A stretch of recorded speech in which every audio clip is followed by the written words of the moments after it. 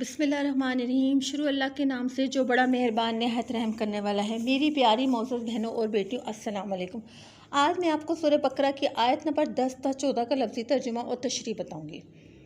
तो सबक शुरू करने से पहले बस एक छोटी सी दरख्वास्त है आपसे कि आप मेरे चैनल को लाइक भी करें, शेयर भी करें और सब्सक्राइब भी करें और बेल आइकॉन का बटन ज़रूर दबाएँ, क्योंकि इससे आपको मेरी लेटेस्ट ऑडियो मिलती रहेगी।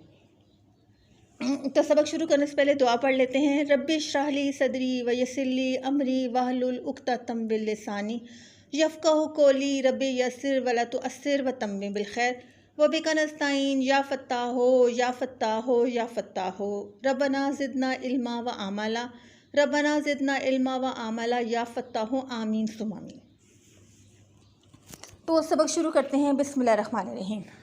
वाह और इज़ा जब कीला कहा जाए लहुम उन्हें ला नहीं तुफ से दो तुम फसाद फैलाओ फिल अर्द ज़मीन में। यहाँ पे मुनाफिकीन को मुखातिब करके कहा जा रहा है कि उनको तनबीह की जा रही है कि तुम अल्लाह की ज़मीन में फसाद फैलाने वाले मत बनो, क्योंकि अगर वो ज़ुबान से इस बात को इकरार करते हैं कि वो अल्लाह के नेक बंदे हैं, मुत्तकी और परहेज़गार हैं, मगर उनके दिलों में कुछ और ही है, तो मेरा रब उनके दिलों से के राज़ों से बखूबी वाकिफ़ है। वाह और ईज़ा कीला लहुम उन्हें क्या वकीला कहा जाए लहुम उन्हें ला नहीं तुफ से दो तुम फसाद फैलाओ फिल अर्द ज़मीन में।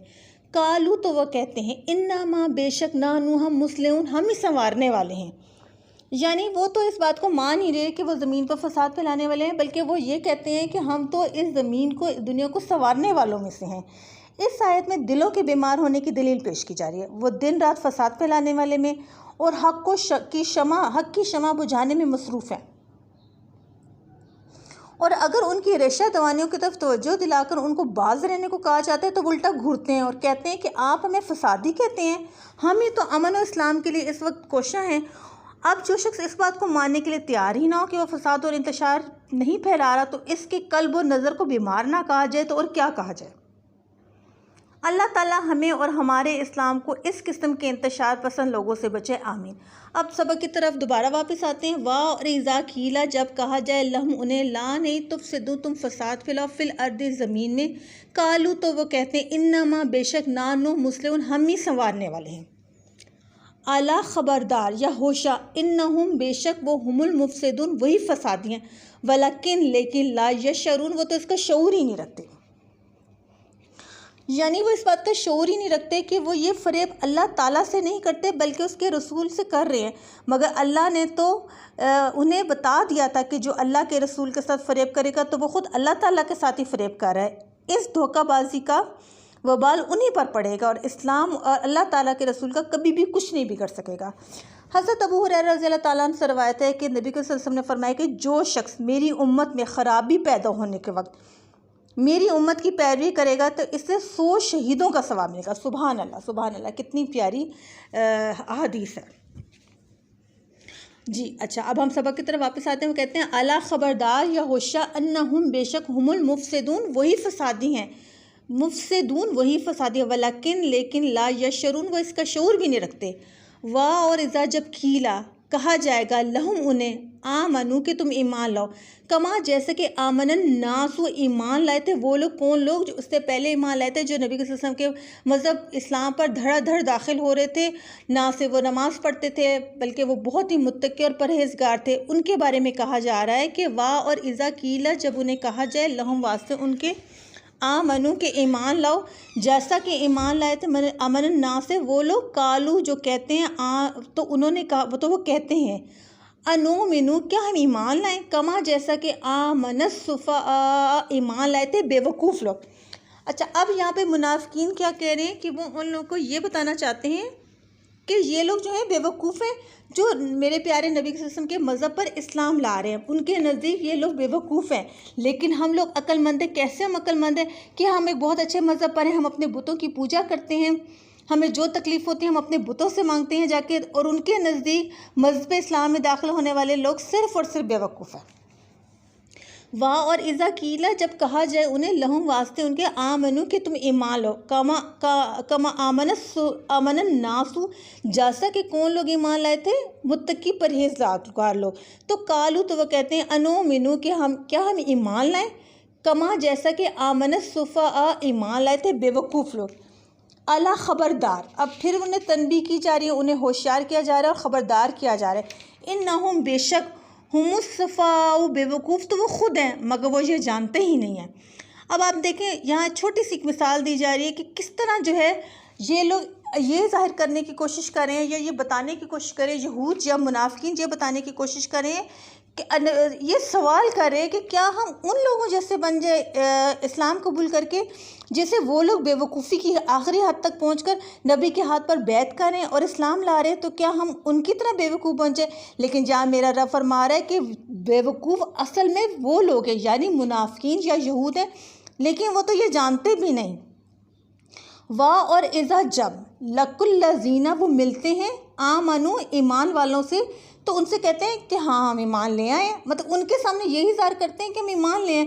और वैसे क्यों करते, क्योंकि वो उन लोगों के साथ उठने बैठने में मसरूफ़ रहते, देखना चाहते हैं कि वो क्या क्या कर रहे हैं, ये इस्लाम के बारे में उनकी कोशिश क्या है, किस तरीके से वो इस्लाम को फैलाने की कोशिश करें कि वो पहले से ही कोई ऐसी तदबीर करके उनके इन मंसूबों को या उनकी इन तदबीरों को नाकाम बना दें। इसीलिए वो उनके सामने ये कहते हैं कि हम इस्लाम ले आए, उनके साथ मस्जिदों में भी जाते हैं, 5 वक्त की नमाज़ भी पढ़ते हैं, ज़कात देते हैं, हज करते हैं, उम्रा करते हैं, लेकिन अंदर से वो अपने मज़हब पर कायम हैं।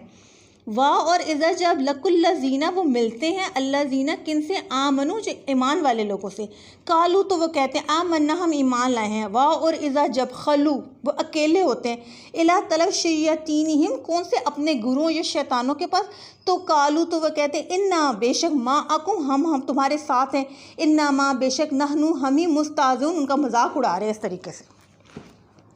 अब इस आयत की यहाँ पे एक तशरीह दी गई है कि मुनाफिकीन का ये रवैया था कि वो मुसलमानों से मिलते तो उन्हें कहते कि हम तो ईमान ला चुके हैं, और कफ़ार के सरगनों के पास जब तन्हाई में जाकर बैठते तो उन्हें इस बात का यकीन दिलाते कि हम तो अपने मज़हब पर ही कायम हैं और मुसलमानों के साथ हमारी बातचीत उठना बैठना इस वजह से हरगिज़ नहीं कि हम उनका दीन कबूल कर चुके हैं, बल्कि हम इस तरह उनको बेवकूफ़ बनाते हैं और उनका तमस्खुर उड़ाते हैं और कहते हैं कि ये बेवकूफ़ लोग हैं जो एक मज़हब इस्लाम में रोज़ बरोज़ दाखिल हो रहे हैं।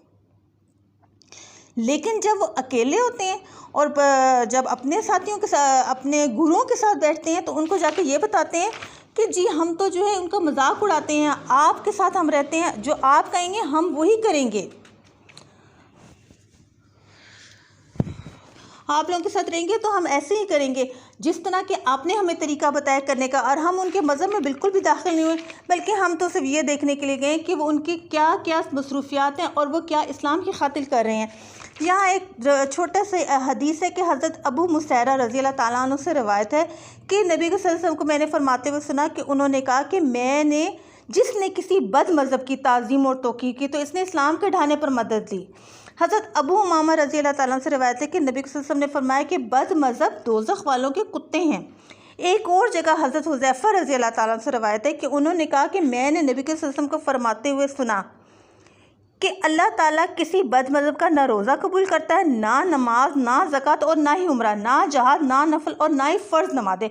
बद मज़हब दीन इस्लाम से ऐसे निकल जाता है जैसे गुंदे हुए आटे से बाल निकल जाता है। तो मेरी बहनों आज की यही सबक था जो मैंने आपको बताया। इंशाल्लाह ताला कल 15 से 20 तक के आयत का हम तर्जुमा करेंगे और मैं आपको उसका लफ्ज़ी तर्जुमा भी बताऊंगी और थोड़ी सी तशरीह और तफसीर भी बताऊंगी कि आपको आहिस्ता आहिस्ता सबक आना शुरू हो जाए। और इंशाल्लाह ताला कल मैं दोबारा एक ऑडियो जो है लगाऊंगी और आप उसको भी सुनिएगा। और आप इंशाल्लाह ताला मुझे पूरी उम्मीद है कि मैं जितना आपको पढ़ा रही हूँ आपको आहिस्ता आहिस्ता समझ आना शुरू होगा। मेरी